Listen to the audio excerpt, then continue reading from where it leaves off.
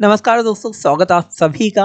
आज हम लोग एसएससी जीडी का जो 11 जनवरी का पेपर हुआ है उसकी आंसर की का एक एक क्वेश्चन मिलाने वाले हैं। तो दोस्तों बने रहिए। सबसे पहले मैं कहना चाहता हूँ कि हमारे चैनल को लाइक सब्सक्राइब शेयर कर लीजिए। आप करते नहीं हैं क्योंकि मैं कहता नहीं हूँ, तो अब मैं कह दे रहा हूँ तो कर लीजिए। इसके बाद हम लोग स्टार्ट करते हैं। तो पहला क्वेश्चन हम लोग देखते हैं, उत्तर प्रदेश का लोकप्रिय नृत्य क्या है? ये क्वेश्चन आया था आपका, तो वो है कथक। सेकंड क्वेश्चन है, ऊंट के मुंह में जीरा, इसका मुहावरे का अर्थ क्या है? आवश्यकता से बहुत कम प्राप्त होने वाली चीजें। ये तो आपने पढ़ा ही होगा, सिंपल सा है। योजना आयोग का नाम बदलकर क्या हो गया है? तो योजना आयोग का नाम बदल के अब आपने पढ़ा होगा नीति आयोग हो गया है। आगे देखते हैं, गणेश व लक्ष्मी जी की पूजा किस त्योहार में बनाई जाती है? तो ये सिंपल क्वेश्चन है, हमारे त्योहार दिवाली में बनाई जाती है। हेन स्वांग एक प्रसिद्ध चीनी बौद्ध भिक्षु था, वह किस राजा के शासनकाल में भारत आया था? तो वो हर्षवर्धन के शासनकाल में भारत आया था। आगे देखते हैं, ऐतिहासिक शब्द में कौन सी अशुद्धि है?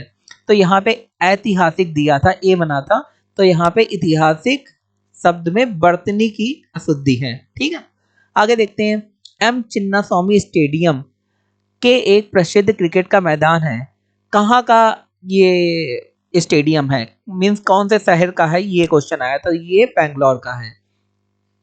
सन 1853 ईस्वी में झांसी का राजा निसंतान मर गया। ये आपको पता है कहानी।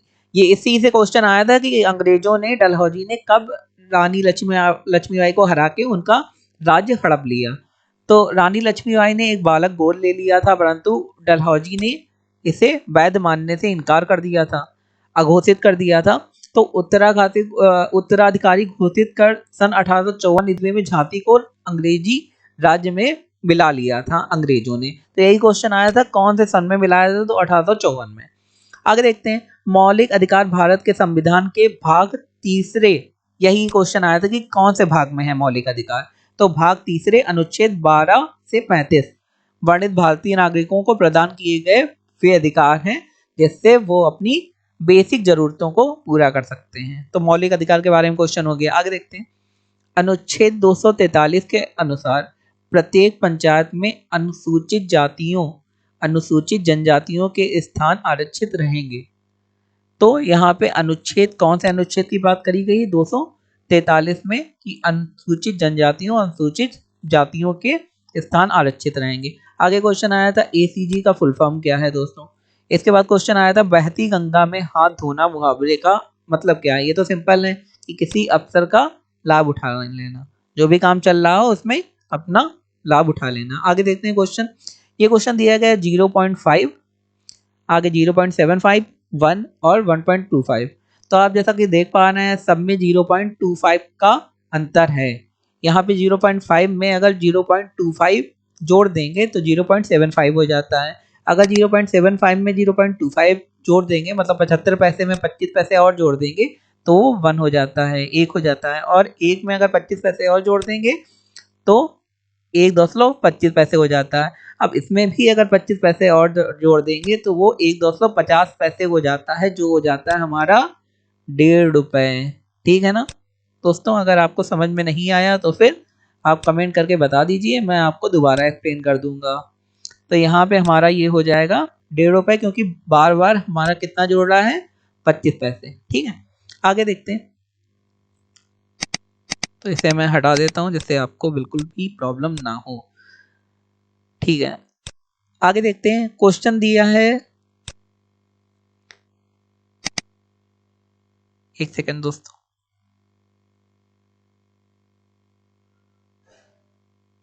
दो मिनट दीजिए दोस्तों।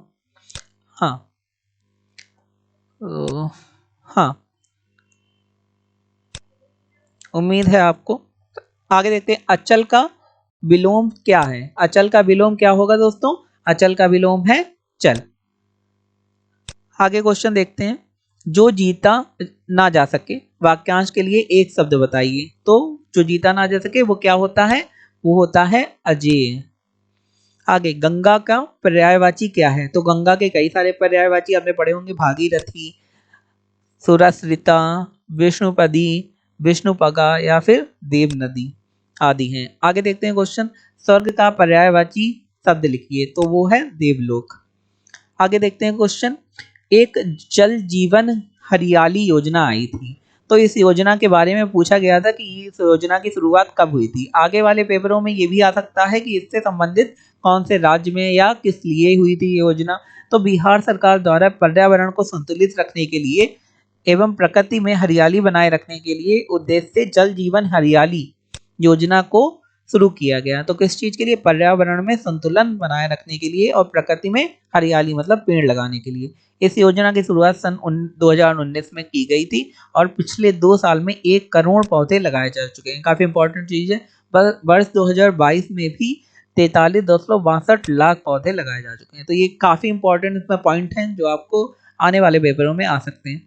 आगे देखते हैं, ता वर्ग का उच्चारण स्थान क्या है? तो वो है दंत, ता। आगे देखते हैं, छत्रज्ञा, ये तीनों कौन से व्यंजन है? तो ये काफी सिंपल और काफी बार आ चुका है क्वेश्चन, तो ये तीनों संयुक्त व्यंजन है। आगे देखते हैं, पुस्तक कौन सा शब्द है? तो पुस्तक कौन सा शब्द है? पुस्तक है तत्सम शब्द। आगे देखते हैं, नाक कौन सा शब्द है? तो नाक है हमारा, ये कौन सा शब्द है? यौगिक है या फिर रूढ़ है या फिर योग रूढ़ है? आगे देखते हैं क्वेश्चन, फूल कौन सा संज्ञा है? फूल कौन सा संज्ञा है? तो इसमें पूछा गया समूहवाचक संज्ञा है या जातिवाचक संज्ञा है या व्यक्तिवाचक संज्ञा है या भाववाचक संज्ञा है। तो अगर हम लोग पुष्प की बात कर रहे हैं तो ये जातिवाचक संज्ञा हो गई, व्यक्ति तो होगा नहीं, भाव होगा नहीं और कोई समूह की बात नहीं कर रहे हैं। ठीक है, आगे देखते हैं, मैं कौन सा पुरुष है? मैं में कौन सा पुरुष है? आगे देखते हैं क्वेश्चन, यदि बीते कल से पहला दिन बुधवार था, अगर बीते कल से पहला दिन बुधवार था मतलब कल था गुरुवार और आज है शुक्रवार, तो रविवार कब होगा? मतलब कल शनिवार होगा और उसके आगे आने वाला रविवार होगा। तो रविवार आने वाले कल से अगला दिन रविवार होगा। इसका आंसर ये सही हो जाएगा। आगे देखते हैं, ओडिशा के किस शहर में हाल ही में अत्याधुनिक हॉकी स्टेडियम का उद्घाटन किया गया है? वो है राउरकेला। आगे देखते हैं, हाल ही में किसने अपनी नई किताब क्रांतिकारी का विमोचन किया है? वो है संजीव सान्याल। आगे देखते हैं, किसने भारतीय सेना के लिए हाल ही में low smoke superior kerosene oil launch किया है? तो वो किया है बीपीसीएल ने।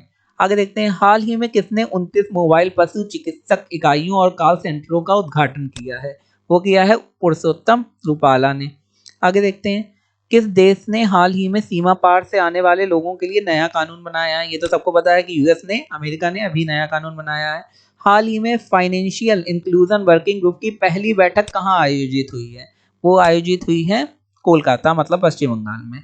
आगे देखते हैं, हाल ही में G20 की पहली बैठक कहाँ आयोजित हुई है? वो है पांडिचेरी। और अगला क्वेश्चन है, किस राज्य सरकार ने हाल ही में 2022-23 के लिए अपने सर्वोच्च नागरिक पुरस्कारों की घोषणा की है? वो है असम। दोस्तों, अगर आपको हमारा वीडियो अच्छा लगा हो तो हमारे चैनल को लाइक, सब्सक्राइब एंड शेयर करिए, जल्दी से जल्दी आपको अपडेट मिल सके। धन्यवाद।